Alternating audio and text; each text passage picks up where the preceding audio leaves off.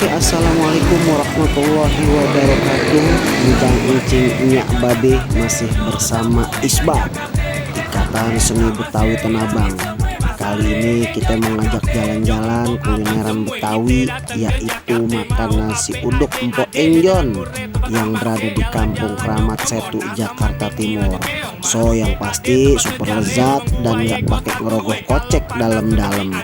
Nah, sekaligus nih kita mau kenalin makanan ala Betawi yang sekarang udah mulai susah ditemuin. Keciledug membawa cangkir, jalannya lame lewat pinggir kali. Nasi uduk lame-lame kesingkir, udah kalah sama nasi kebuli. Nyok, langsung aja disimak deh. Nasi uduk Empok Enjon Kampung Kramat, Jakarta Timur.